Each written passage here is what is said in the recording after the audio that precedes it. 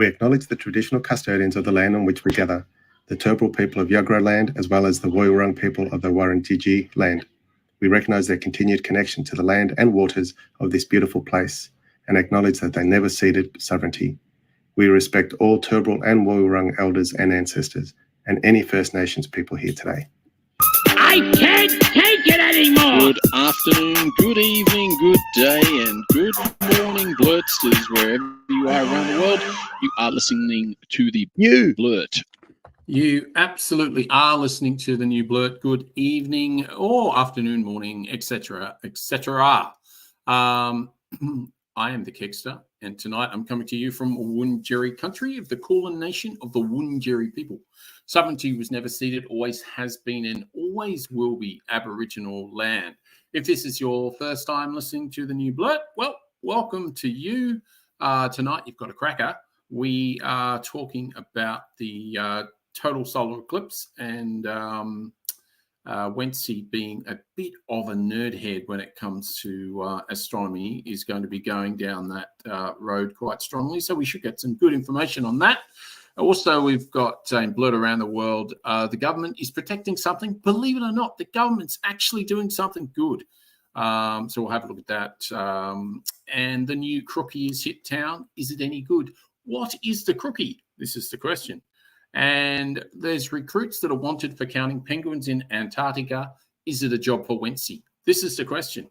And we got to ask Wencee, obviously, but maybe we just send him there and then he can just tell us how it went. The other thing is tonight we're going to talk about COVID. We haven't done COVID for a very long time, but there's quite a few different weird and wonderful little angles happening with COVID at the moment. So we thought we'd just give it a crack. And also a few people were coming down with it. And so we thought we'd have a chat about that. And great people that did stuff. We've got some good people. Wencee's talking about Lizzie Magie, and I am talking about Nicholas Winton, both extremely very good people in history that have done fantastic stuff. And then a joke of the week. But before we go any further at all, we need to do this because, well, as the advertisement says, he's worth it. Good evening, Wencee. Hey, yay me.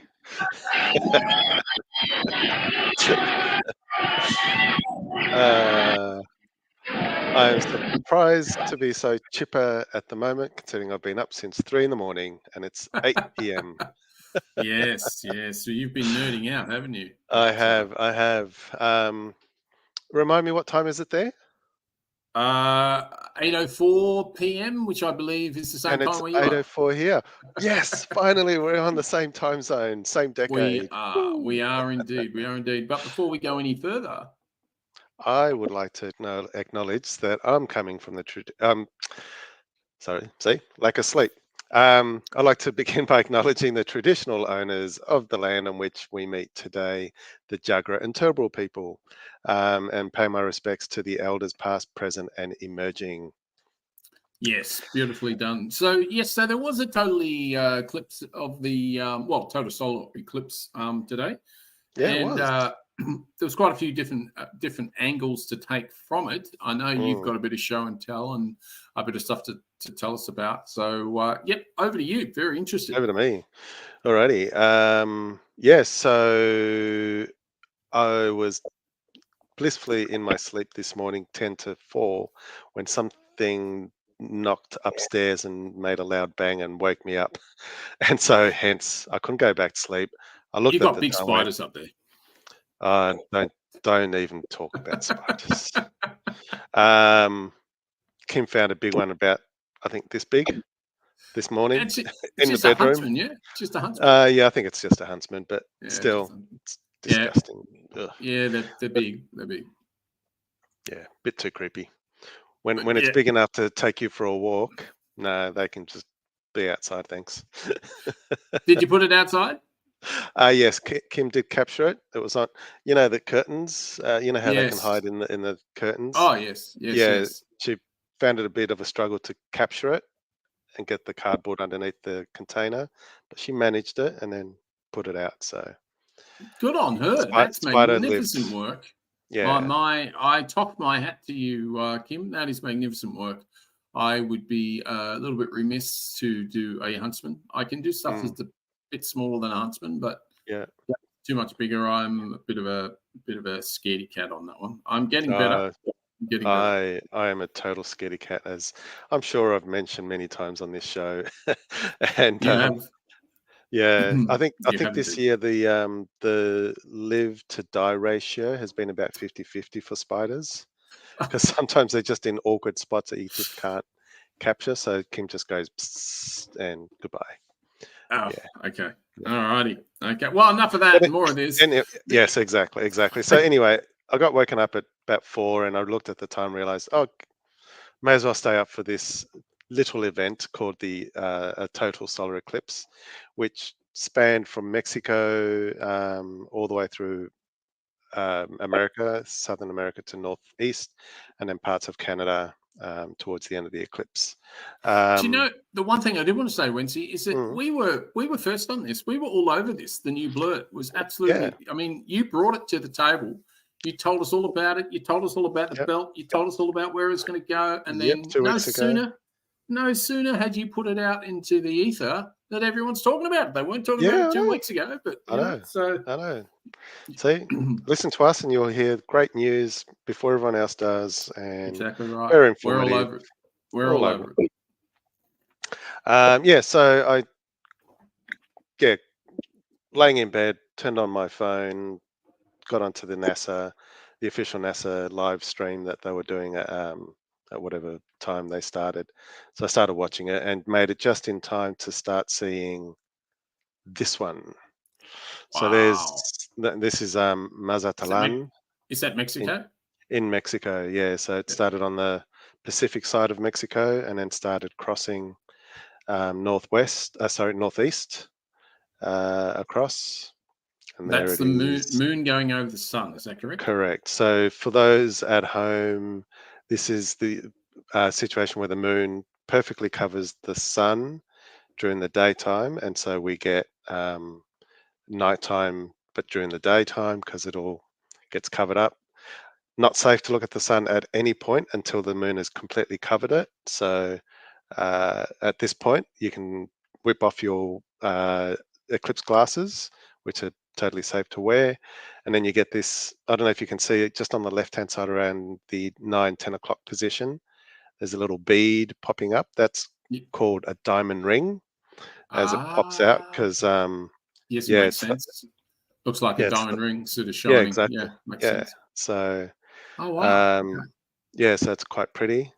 They also had I'm assuming this was NASA, had a research aircraft up in the atmosphere following the shadow, and they had 3 instruments, 2 measuring the sun, 1 measuring the atmosphere to see what happens during an eclipse, because it's one of those rare occasions where you don't get the sun.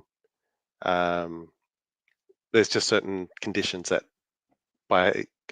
during the eclipse that you don't experience every other day, and so it's perfect time to do experiments, but you only have 4 or 5 minutes or less, depends on the duration of the eclipse at the time.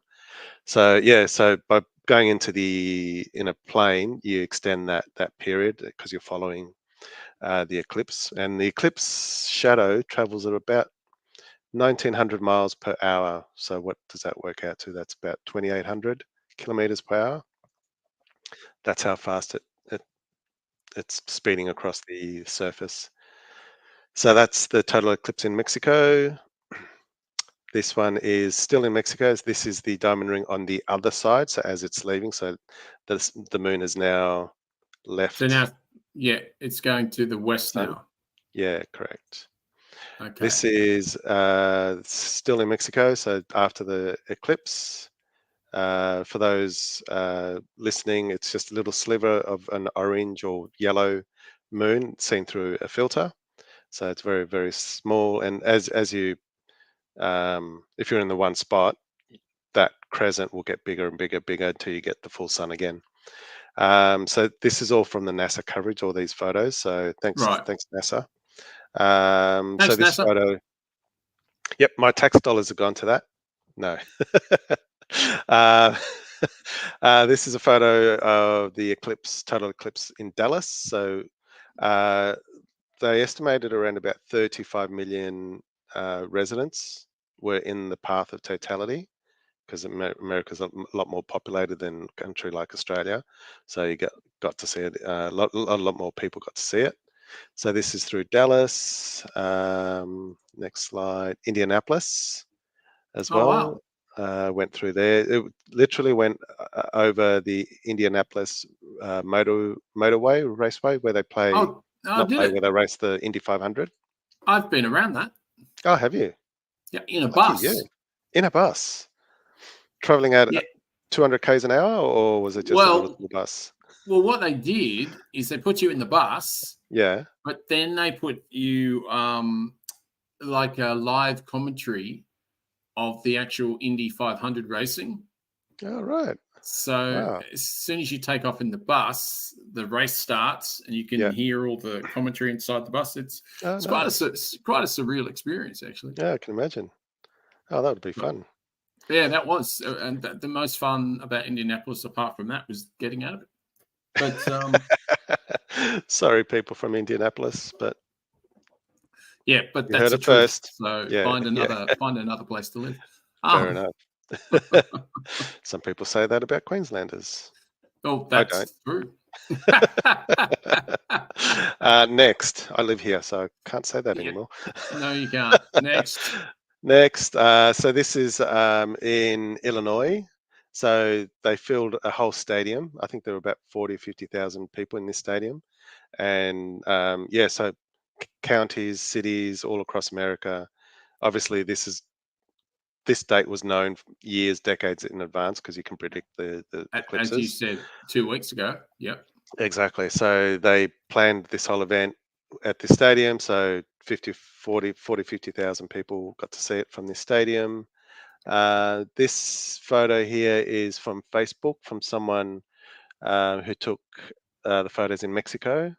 So not a bad few shots there. Diamond ring you can see on the top left. They're pretty bottom cool, right. eh? Yeah. They're pretty cool photos. They are very, very good. Yeah, so that's just done through a regular DSLR camera. Oh, how did this one get in here? This is a photo of me in 1994 in northern Chile, which is the one and only time that I've actually seen a total solar eclipse. So northern Chile, we went with my cousin, traveled from Santiago, which is in the middle of Chile, all the way to the very, very far north of Chile. And then we went inland into the Andes, went from sea level to 4,500 meters in altitude. How'd you feel? Very lightheaded. And then as we were ascending the day before the eclipse, because we stayed overnight up there, because from memory, I think the eclipse was about 9 or 10 a.m. in the morning, so we wanted to be there early. But as we were ascending, we were taking stops along the way, and there was a salt lake, and there were lots of flamingos. And I thought, oh my goodness, I better go take some photos. So I took my camera, walked really briskly to the edge of the lake, and took my snaps. And as I was walking back, I started feeling lightheaded, almost a little bit nausea as well. My legs were a bit jelly.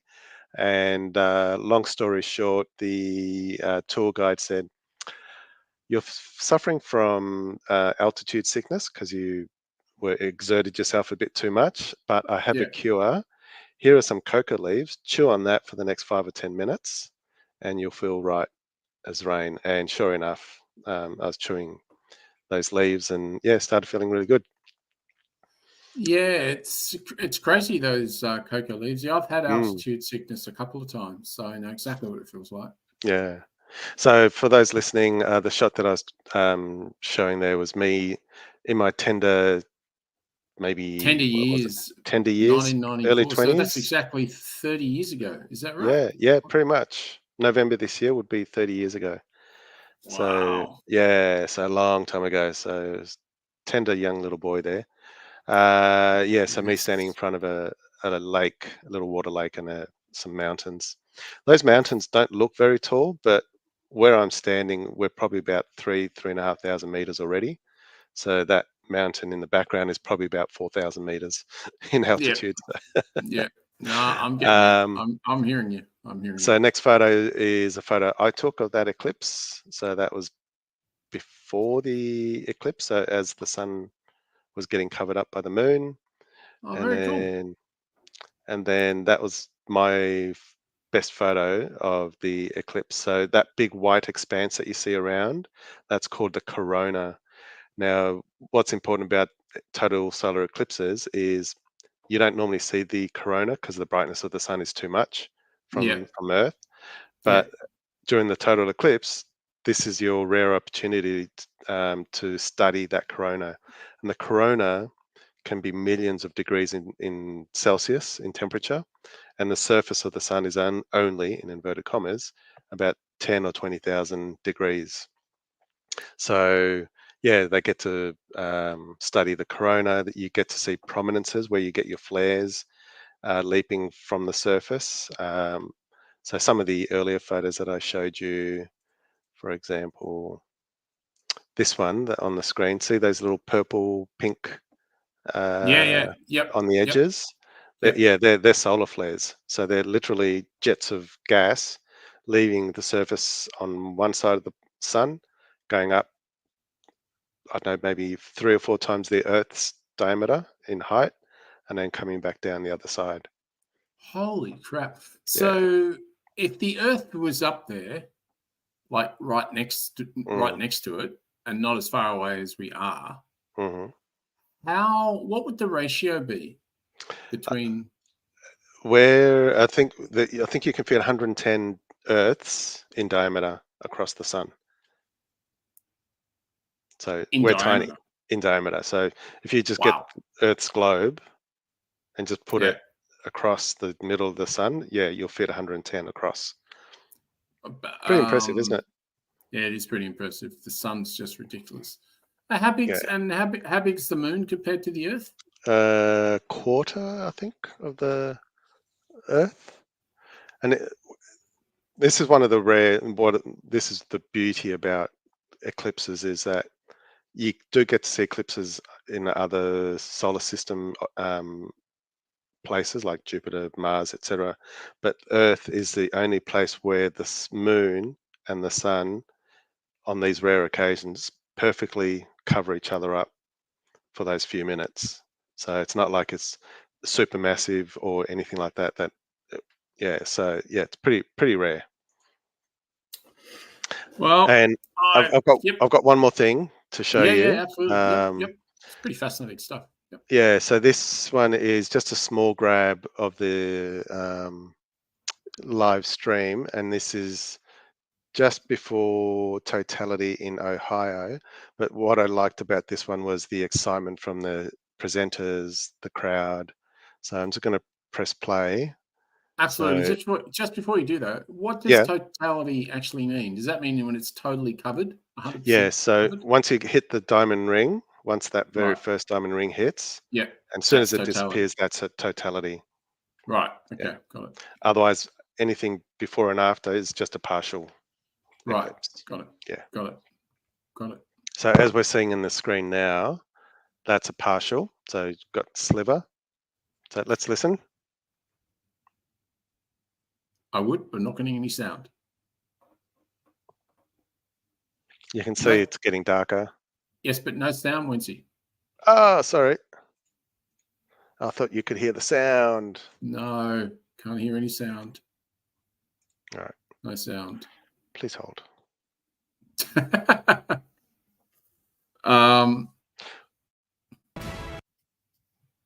Take 2 on the sound. Oh, here we go. Starting soon. Please hold. I know exactly where to go. We'll just cut this out in the podcast, but yes, that's all right. Do you want to do the old B? I think it's B. Crowds cheering here. Cell phones Beautiful. up, cameras up. 5. All right, so you can hear now. 3. Yep. 2. 1. And totality. So there's the diamond ring, and now you're seeing the prominences. Wow, that's pretty cool. But you hear the people screaming and yelling and excited. Yeah. As I was listening to that in bed this morning, and even now, I just get goosebumps because it just takes me back to 30 years ago, and it just reminds me being out in the Andes at that altitude, just with maybe 50, 60 other people in the last hour and a half, experiencing the same thing. So yeah. And how excited everyone was. Yeah. Look at the corona. You can hear the crowd. Wow, everybody's got their phones out. Oh my gosh. No phones back in 1994. No, I saw pictures of what the shape of the corona might. Yeah, so I'll leave it there, but I'll put the link in the show notes. It goes for 3 hours if you really want to watch it, or you can just fast forward to the interesting bits. Yeah, I'll be fast forwarding to the interesting bits. Yeah. So that was cool. That's my summary of the big event today. And and one other thing, anyone who's interested, who's going to be in Australia in 2028, I think it's the 22nd of July. That's our eclipse turn. That's our next one. Well, we've got a bit of time until then, so we can maybe we'll talk about it a few times before. Yep. I think so. Maybe we'll just go live from where was it? Near Tennant Creek. Well, by then we should be up to about our 300th episodes. So that should be good. Yeah, I think so. And hopefully they'll have NBN by then. Yeah, that'd be pretty good. Might have cracked 100,000 downloads. That'd be good. Yeah, maybe. So... Yeah. Sounds good. All right, fantastic, excellent. Look, I just wanted to bring this little thing to the table because, I think it's always good to find out what Fox News is doing, and because they've always got a special take. Well, they've always got a special take, and on such a special, interesting, fascinating day, you'd think Fox News and all its nutbag listeners and watchers would just be all over the eclipse because they're probably running around in their sun costumes and all these sort of weird and wonderful things. And yes, I've just got a little bit here about what they were thinking about on the day. It's We got double duty down here in Eagle Pass today. Eagle Pass actually expected to be the very first spot in all the United States where the totality of this eclipse is supposed to be seen, but that is only if the weather cooperates. And right now it's not looking too good. We got forecasted overcast skies all day long here in Eagle Pass today. And while everybody's going to be looking up, if you're looking down here at the border, here's some of what you're going to see. Take a look at this video from nearby New Mexico, which is seeing a surge of illegal alien evaders and gotaways. Our team shot this over the weekend in Sunland Park, New Mexico. You'll see illegal immigrants dressed in dark clothing, sometimes camouflage, actively trying to sneak into the United States. So you've got this magnificent event. And they're banging on about how 4 minutes of darkness is going to be a real problem because that 4 minutes they can smuggle themselves over the border.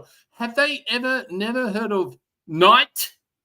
Yeah, exactly. Why would they do it? There's a lot more in than that small window. There's a lot more than 4 minutes. Yeah, I mean, Jesus Christ. Geez, nutbags. Got nothing better to report on than total rubbish. Yeah, absolutely. Total nutbags. I mean, I will give it to them. There is a bit of a problem on the border, but when they actually did try to do something about it, which was going to be a little bit brutal, but it actually would have worked, Orange Head said no. So, what can you do? Anyway, talking nothing to do with Orange Head, and I know we've done a bit on the eclipse tonight, but there was a couple of things I did want to talk about. One was, because this is really, really important, so I did want to talk about this one. And just before I do that, because I forgot to do this, I do forget to do this, and I should do it because it's worth listening to. So I'll just pop that in there. So the government has protected something. And what did it protect? I'll tell you what it protected. It protected Can you start that one again, please? Yeah, I can. The government is protecting something. See that beautiful eastern curlew walking at Shoalhaven Heads in New South Wales? The government is actually protecting that, believe it or not. What? So the environment yes, minister has done something good for the environment? Yes, I know. It's hard to believe. It's hard to believe. Whoa. I can't believe that. I'm hearing you. Yeah, no, I'm hearing you. I'm hearing your astonishment. I totally can understand what you were thinking because it's just too hard to take. But it is. The environment, as you said, Tanya Plibersek has announced she will reject an apartment and retail development on an internationally important wetland at Queensland's Moreton Bay. It's pretty damn cool. So Plibersek said on Tuesday she would refuse Walker's Corporation's Toondah Harbour project. This has been going for about 8 years, and I know that because I saw a Backroads or a ABC or a SBS doco on this a while ago, and they were really, it was such beautiful wetlands, and it's such a critical area where, you know, endangered species, it's one of the only places in the world they actually come to migrate, etc., etc., and make their nests, etc. And yeah, they were thinking about redeveloping the freaking area anyway. So there's been lots of people who post this for a really long time, and a long-running community campaign backed by scientists and conservationists said that it would be absolutely unacceptable to do it.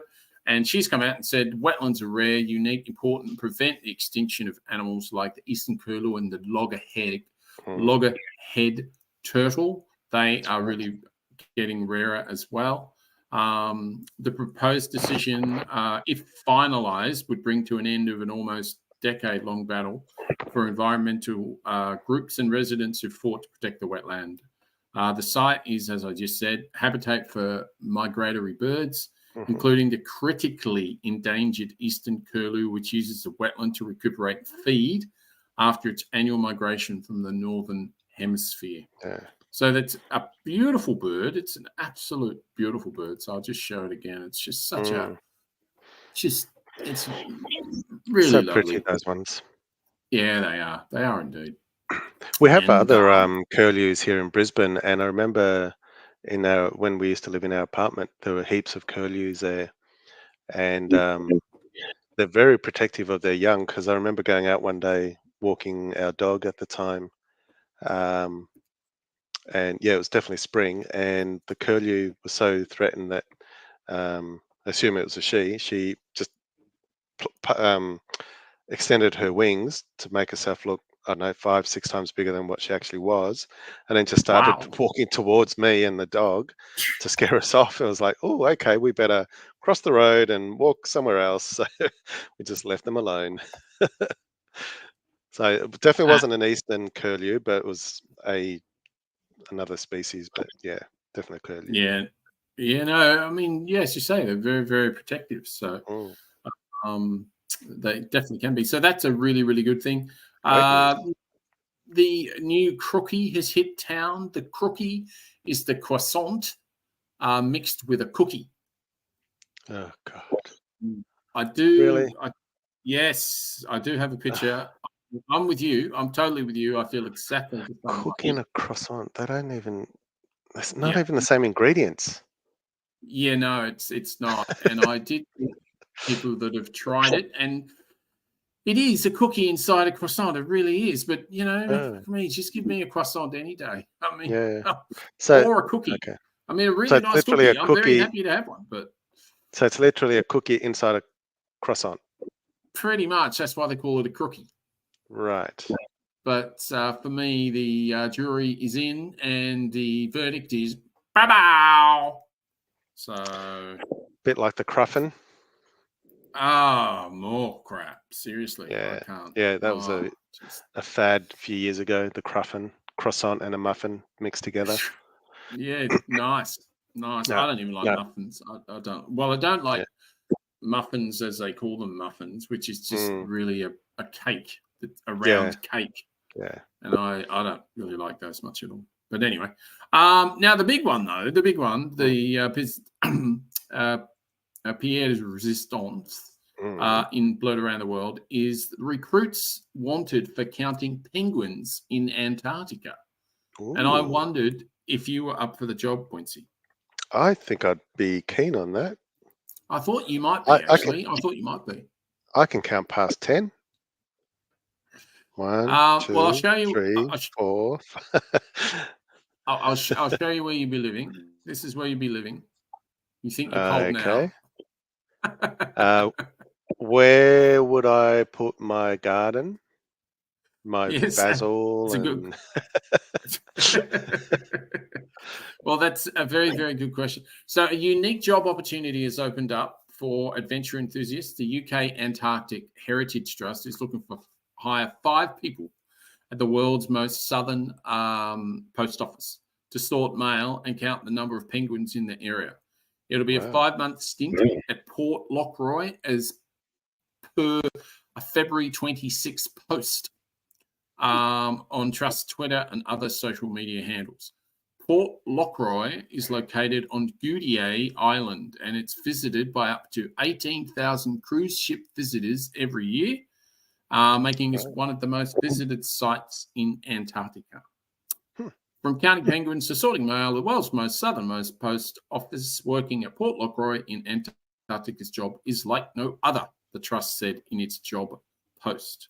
So the season starts in November this year through to 2025.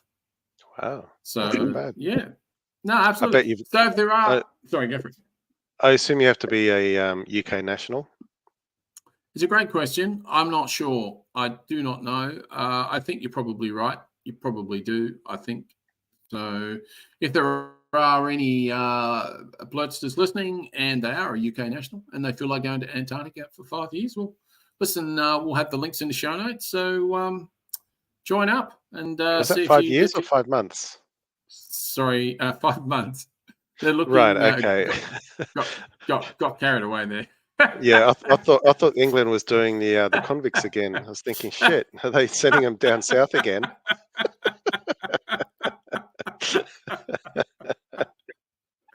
Yeah, just a little bit colder this time. A little bit colder this time.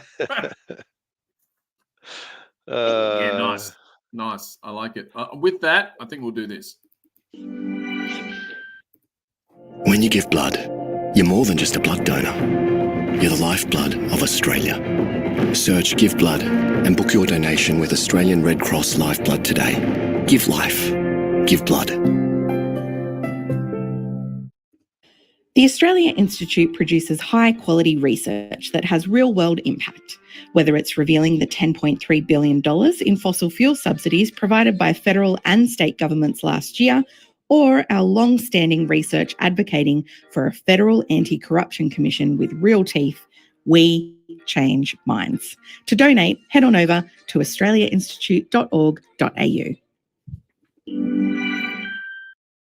Absolutely do that. Now, just talking about the blood bank, had a really interesting conversation with my other half today. She hasn't given blood for a long time. And one of the reasons that she hadn't given blood is that when she did give blood last time, she passed out. Oh, but right. But what she found out today was that she'd actually passed out for 10 minutes. Oh, my God. And she only just found out now? Because they had to go back. Blood? It was a couple of years ago. Right. She had to go back through the records before she could give blood again. They wanted to make sure that she was totally sorted from that perspective, et cetera, et cetera. Yeah. Wow. And she was able to. So she was given a few really good tips, and I thought I'd share them with our listeners, which is, if you are going to give blood or plasma, especially plasma, make sure you have a salty breakfast and a liquid-filled breakfast and lots of food. Make sure you're just full of food, liquid, and salt. And the reason you want salt is so you can retain the water, because as we know that 90% of our body is blood. So, and so therefore, to retain as much as you can so that they can get as much as you can. So that's why they want you to have a salty. So they, in this particular situation, they go, if you want to have salty chips for breakfast, thumbs up. Bacon. So yeah, Tick. absolutely, bring it on. Yep, that's it. Yep, all the heart healthy food, definitely. Yeah, but it's it's for a good cause. So anyway, I thought I'd just let people know if they are going to give, good to know. Be careful. And have a chat with the people as well before you do give blood, and make sure that because I still can't give blood till at least 2025 apparently. So with my cancer, etc. And I don't know. Are you still able to give blood? Yes.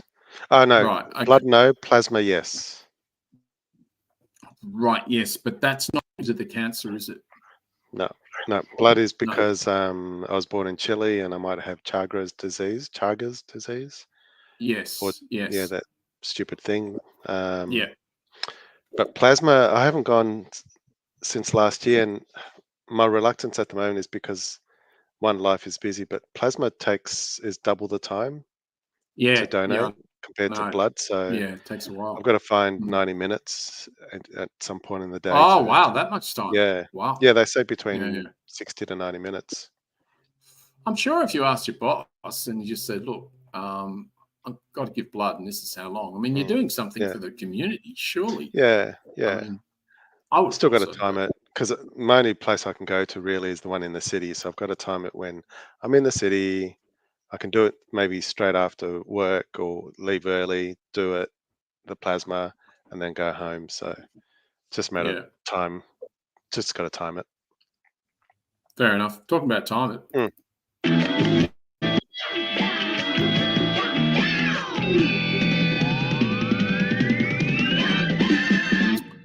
COVID countdown. We have not done COVID count. I can't remember the last time we did COVID countdown. It was that long ago.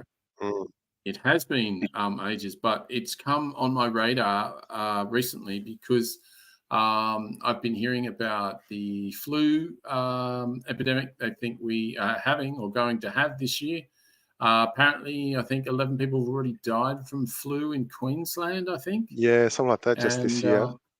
This year. And so that just sort of put me into action pretty quick. And then that made me start thinking about COVID. And then I sort of went back through my COVID jabs and I went, when was my last COVID jab? Surely it can't last for 3 years. No. So it's every 12 months. Absolutely. And so I thought, well, I must be due for that. So, which I am, 2 years due. So I'm getting all jabbed up on Thursday. Nice. I didn't realize you hadn't done it in 2 years. No, I hadn't. I had my fourth jab, but not my fifth. So right. Okay. No, I've had them all. So I'm due next month. So you've got your sixth one to come then, is that right? Yeah, whatever that's up to. Yeah, I think so. Yeah. Yeah. No, because I didn't have any reminders reminding me, and I hadn't even thought about it. So so we've all sort of got on that wagon at the moment. Apart from my daughter, she's a bit reticent because she's scared of needles and whatever, which makes no sense to me because she wants to get a tattoo. So you do the maths. I don't understand. But anyway. Yeah. What's crazy about the flu this year and the COVID is last year when I got it in May, they were offering a flu and a COVID vaccine, not in the same, but one after the other. Whereas this year I was asking the chemist and they said, no, we're not offering that this year. You can't have them at the same time. So I don't know. I think I'll just take the flu jab in the coming week or two, and then I'll do COVID next month. Yeah, no, absolutely. Well, I just thought, well, I might as well just get them done on the same day because I just had a look and see if I could, and I could. Yeah. So you could, okay. So so I got one at 3:15 and then one at 3:45. Nice. So so I'll just get it all done at the same time. Nice one. But apparently, I mean, I'm the new COVID jabs is bringing in the new variants, so I would be down a few variants at the moment. Yeah. So that should cover you for that one. Yeah. So I'll be glad. What did you get? Did you get Pfizer or Moderna or I've had a mix of Pfizer and Moderna. What was the third one? AstraZeneca? Yeah, that's the only one I haven't had. Oh, you haven't had AstraZeneca? No, just Pfizer and Moderna. How was Moderna? Did you have any That's side fine. effects? I've never had any issues with any of them. Yeah, the only one I had issues with was AZ at the start. Right. But didn't have anything from Pfizer, and I haven't had Moderna, so that's why this time I decided to get Moderna. I went, that's it. I haven't had Moderna. I'll have Moderna, thanks. Now, why not? Why not? You know me, variety's the spice of life. Exactly. Absolutely. So now, you talking about that, you had something you wanted to talk about. Link between COVID and shingles. So there's been an uptick in shingle cases in New South Wales since 2020. More pronounced than historically, and so you mean after Dan moved there? After what? Dan moved there. Oh, he was already in New South Wales. No, he moved to the Snowy Mountains. That's right. That's right. Oh, Dan Illich. Yes. Yeah. So I thought you were talking about Dan Andrews. No. When did Daniel move there? No, he's a Victorian. He'll never live. He'll never live in New South Wales. No. So there's a case where a 31-year-old woman, and they're getting young. The cases are younger. So traditionally, shingles normally people 60 and above get shingles, not so much under 60s.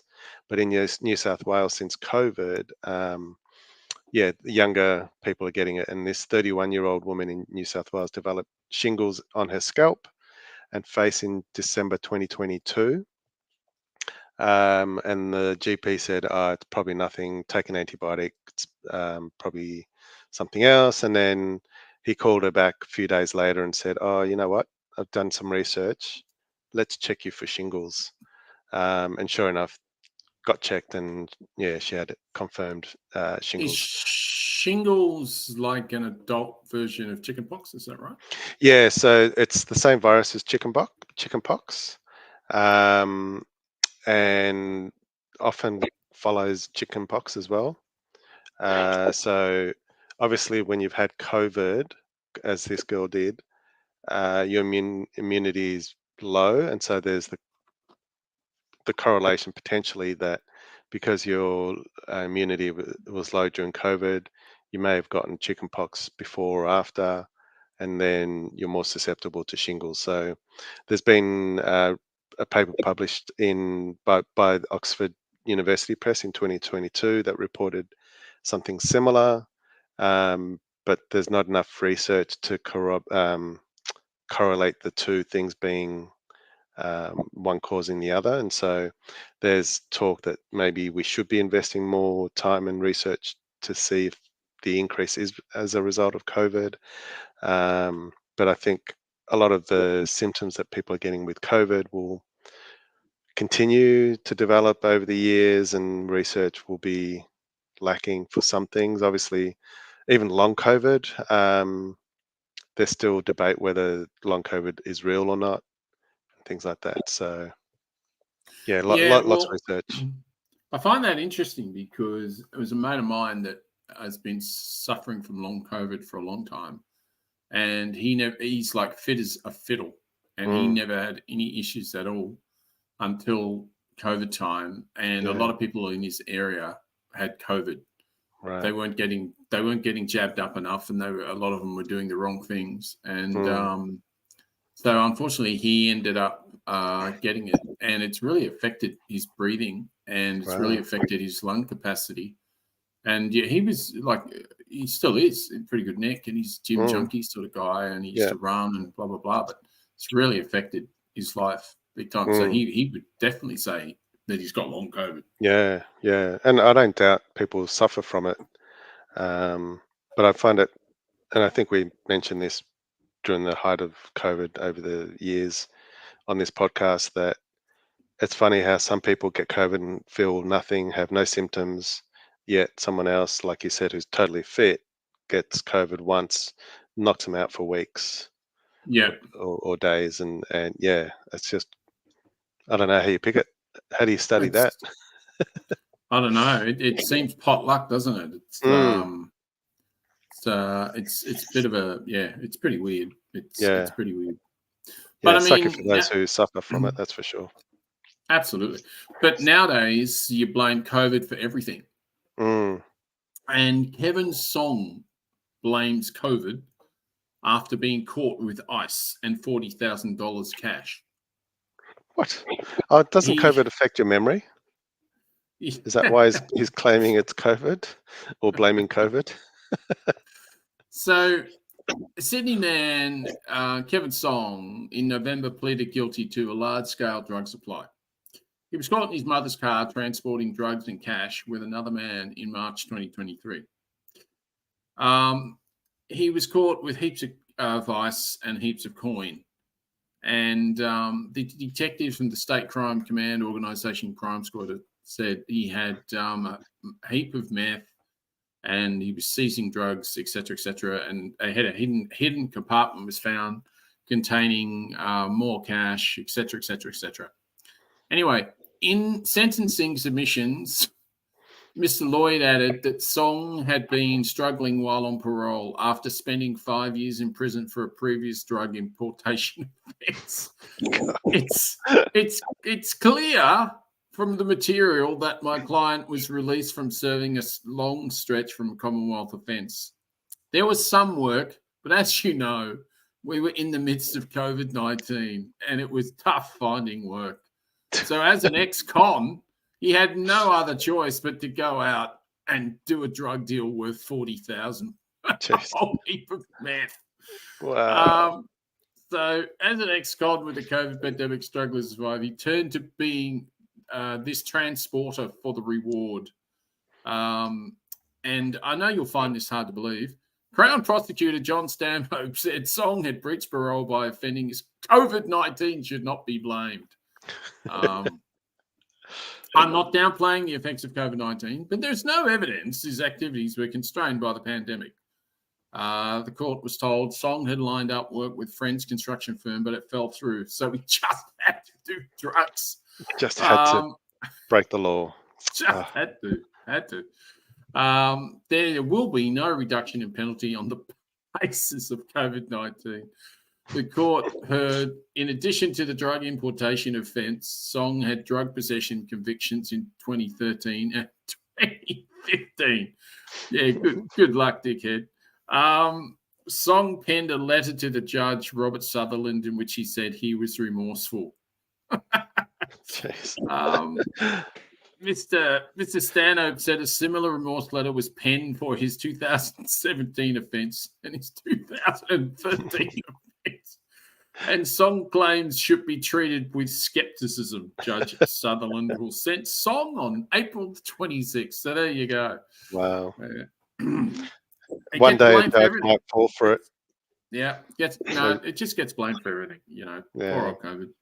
Yeah. So, it's had a hard life, COVID, getting blamed for everything. It has. It has had a hard life. No doubt about it at all. Someone else who's had a bit of a hard life, I don't think, is Alan Jones. And after we've heard from Alan, we will be back with great people that did stuff. God, nothing hurts my soul more than getting a bunch of money from paid sponsorship. Cash for comment. I love it. Speaking of cash, have you tried the new Cash app?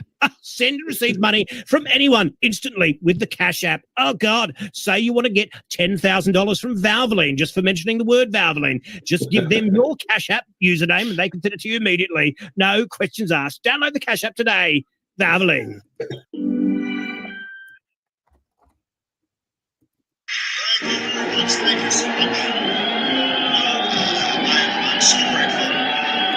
Hi, and welcome to Great People That Did Stuff. Okay, great people that did stuff. I'm going to start by talking on about the label, isn't it? Really, we don't need pretty much. Yeah. Pretty much.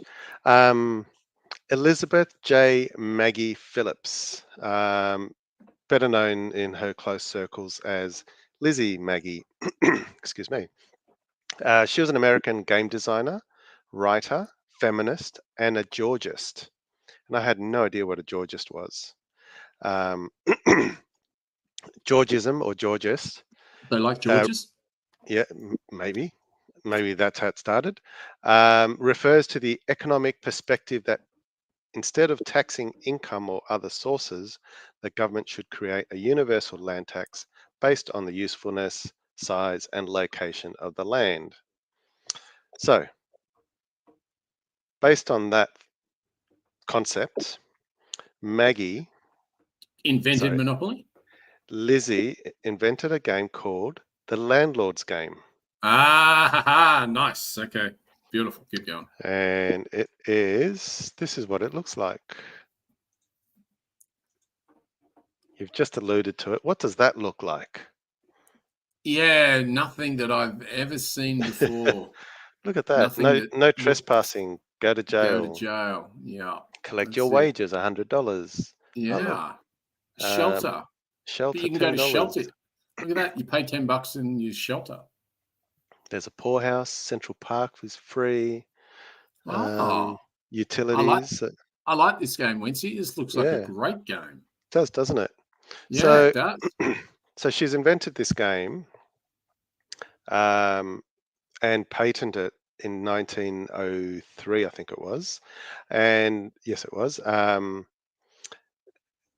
And she patented it as a realty and taxation game. It was intended to illustrate the teachings of Henry George, hence Georgism, who was a progressive economist of that time.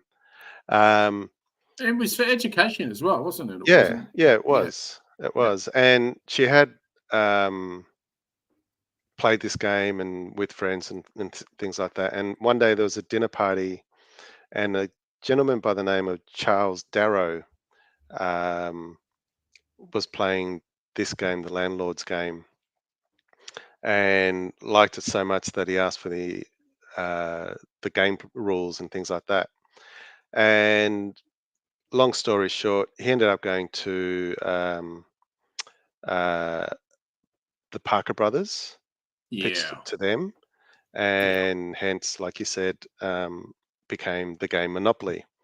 She unfortunately was not credited for the game for many decades. Parker Brothers and Charles Darrow lied about the origins of the game, that it hadn't been created, and so she was totally forgotten. She obviously didn't feel great about it, Why and didn't get she it. sue? She was a woman. Good Who'd call. believe a woman? Yeah, good call. Good call. Even though she had the patent, so I don't know how that worked. Why she didn't get the acknowledgement for the discovery. So, but that's not the only thing she's discovered. She was an inventor. One of the other things she did was create the rollers on typewriters in late 1800s. So she patented the rollers on the typewriter. So when the paper goes through, it scrolls the paper up higher. So it actually, because the typewriters got popularized in the late 1800s, and obviously women were the ones doing all the typing. She came up with that invention, and it actually sped up typing, the productivity of typists and things like that. So she's credited for that. So yeah. Just coming back, just for a second, just coming back to her game, the Landlord's Game. The interesting thing about that was, as you rightly said, it was all about education. And she wanted to pass on Georgism to people. And she also wanted to get people to understand how, buying property and buying land and how it actually worked, etc. Whereas Charles Darrow turned it into this thing called Monopoly, which is just 100% different name for the game. And the name is on on the label, which is basically let's monopolize everything. Everything. And let's, get as rich as you can, which is never what the game was meant to be. No. And, I just find that despicable. But anyway, so I just want to mention that. Yeah, so like you said, the landlord's game was intended to illustrate the dangers of land grabbing and promote progressive economic ideas. Monopoly became a capitalist family fun game. Capitalist family fun. Yeah. So it's funny how evolved from one to the other just because one person was greedy and didn't want to share the idea and became a millionaire as a result, whereas she didn't. So so big shout out to Lizzie Magie. In his soul, though? Was he happy in his soul? I don't know. Sleep at night. That's what I want to know. I'm sure he did. In his mind, he did the right thing. Yeah, whatever. Anyway, you were saying, you were saying about Lizzie Magie. You were saying about the rollers in the typers. Is there anything else that she did as well? What else did she do? She seems like a very bright lady. Yeah, definitely. She's definitely doing stuff for her time. Good stuff. That were the two main things that I came across about her stuff. But yeah, she was very prolific in her inventions. But yeah, they were the two main ones. Nice. Yeah, so that's my great people who did stuff. Yeah, no, good stuff. I'm glad we've revisited Lizzie again because she's worth having a chat about because I heard a podcast a while ago on that and it really made me mad. And I'm sure there's dozens, if not hundreds or thousands of stories just like that. Well, I mean, absolutely. And what they're doing now is they're going back through history. They're basically just trawling through history. And you could say rewriting it, but really what they're doing is they may be rewriting it, but actually rewriting it without having a white old man's bent to it. It's got someone else actually talking about it. And the more you dig, the more it's just, I mean, it's moderately obvious anyway. I mean, you think of Sir Edmund Hillary, right? New Zealander, went up Everest, great job, brilliant. But what about, what's his name, who went with him? Tenzing. Yeah. I forget his surname. Yeah. He was just as prolific, if not more prolific. And you hear about Edmund Hillary all the time. But if it wasn't for Tenzing, he wouldn't have gone anywhere. Yeah. So, I'm sure Tenzing did the hard yards rather than Sir Edmund Hillary. Yeah, for sure. So, and I believe they got on really well. But my point is that people, Indigenous people, people of colour, women, people with any sort of disability, whatever, all through history have been totally washed out of history and wiped out of history. Yeah, and I think just look at Oppenheimer. Classic. Lots of examples in that. Yeah, lots of fantastic examples in that, and so I think it's incumbent on us to dig and keep finding answers because there's so many questions out there, and there's so many guys that did not invent what it said they did invent. They maybe had a really good hand in doing it, but there's heaps of people that helped them. And another one is George Orwell's wife. Apparently, she's an absolute cracker, and she helped him write and helped him with ideas and all. Yeah, but you never hear about her at all. But she's a really, really brilliant, bright person in her own right. And I can't for the life of me remember what she did, but I know it was pretty damn good. And she basically saved him many, many a time. But again, you don't hear a lot about it. But someone you probably haven't heard about, and no one really had much until 1988, is a guy called Nicholas George Wertheim. That's how he was born. He was a Jewish British guy, and he came over, I believe, from World War One, I think. No, sorry, I apologise. His family moved to England in 1870. He was born in 1909, and he died at the ripe age of 106. Wow. He did a fantastic job from that side, and his name was changed to Nicholas Winton. And in 1988, he was recognised for being able to rescue 669 children from Nazi-occupied Poland. Czechoslovakia. And it was a bit wow, because 15,000 kids went into the camps in World War II. Only 200 came out. Wow. 15,000 total? Or just in Czech Republic? Yeah, maybe just Czech. Maybe just Czech, because I think there probably would be a lot more kids in that.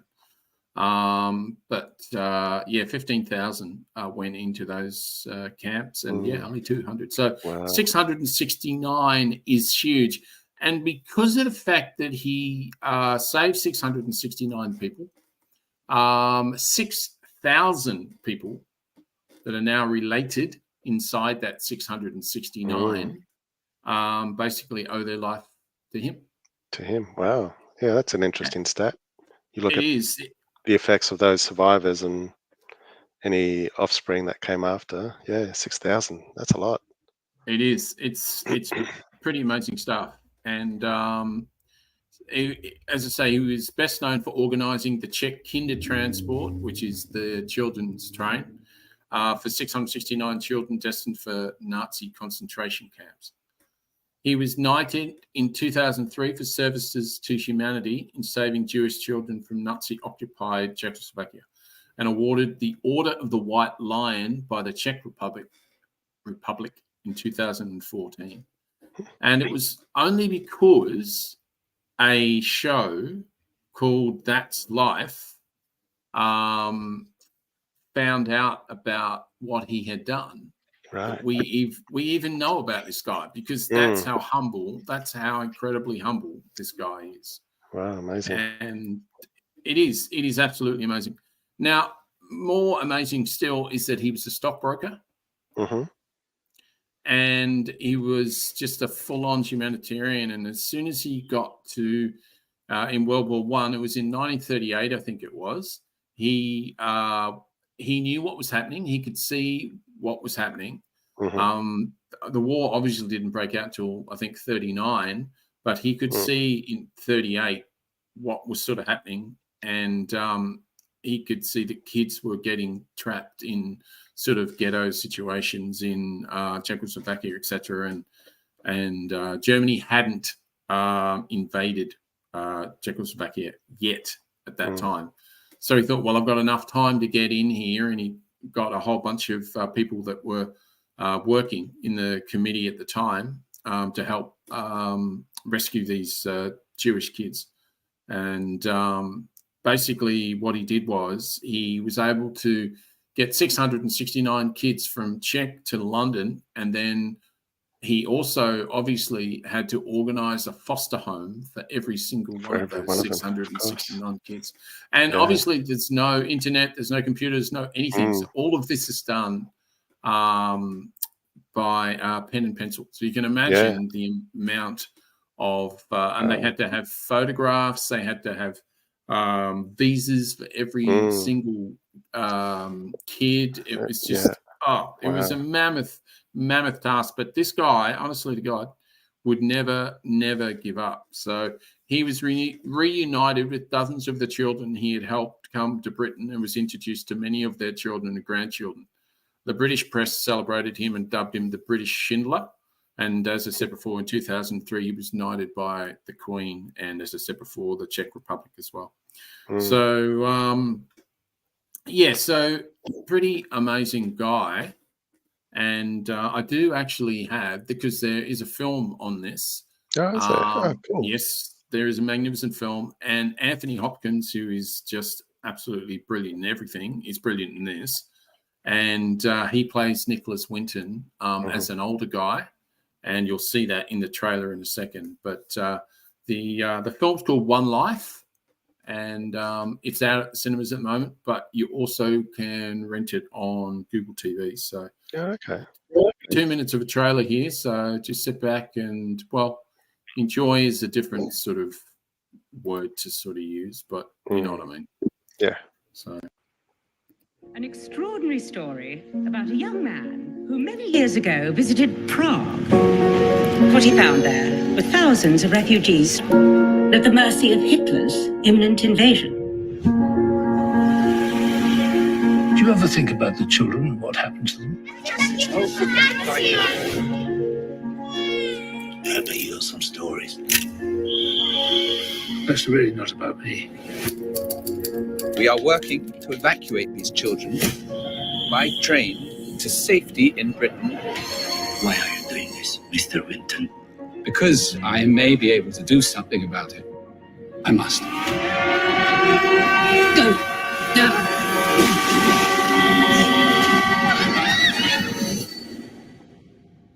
Nikki, you must know we cannot save them all. You have to forgive yourself that. I started, so I have to finish it. We cannot let these people down. It is incredible what you achieved. We're doing as much as we can. You have a lot of faith in ordinary people. Because I'm an ordinary person. Save one life, save the world. Forgive me, but how many children are we speaking about? Can I ask, is there anyone in the audience tonight who owes their life to Nicholas Winton?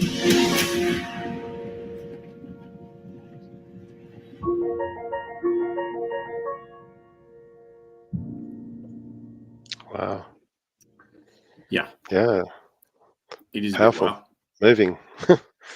It is. There was a lot of crying between myself and my other half, but it's fantastic story, and I just I had to let people that didn't know about this guy know about this guy because because otherwise they just sit in the background and just don't realize what some of these people have done for us. I mean, obviously he did it for those 6,000 people, but it could have been any of us. Yeah, exactly. So thanks for bringing that to our attention, because I'd never heard of Nicholas Winton, and now I want to go, what's that? So highly recommend it. Definitely, that's an absolute 4.5, 4.6 Blurtstar job. Well worth listening to. But with that, I think we should do this and round up the show, don't you reckon? Awesome. Yes, let's lighten the mood. I agree totally. So let's do Joke of the Week. My brother-in-law was addicted to the hokey pokey.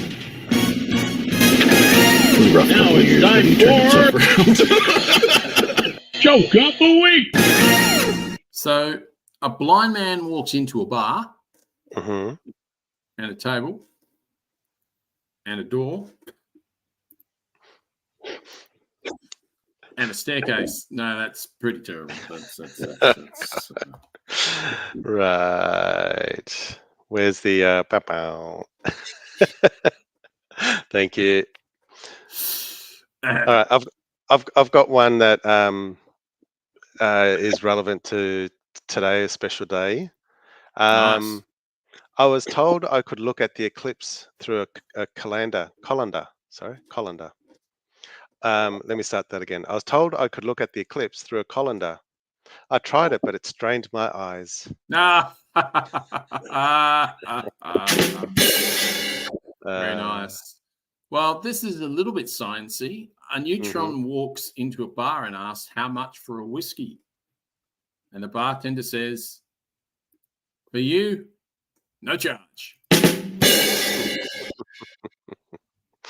For those nerdy scientists out there, that's a good one. I like that one.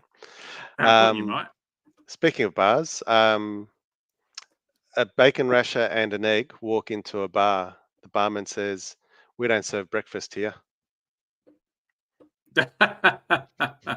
Very good, very good. A weasel walks into a bar. The bartender says, "Wow, I've never served a weasel before. What can I get you?" "Pop," goes the weasel.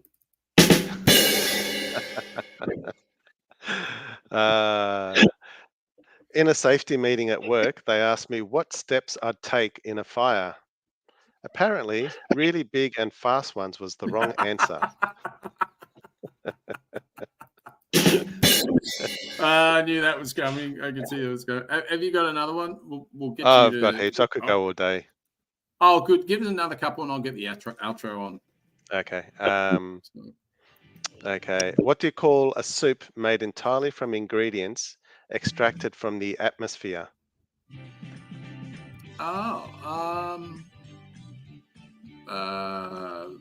Space soup? Nope. A broth of fresh air.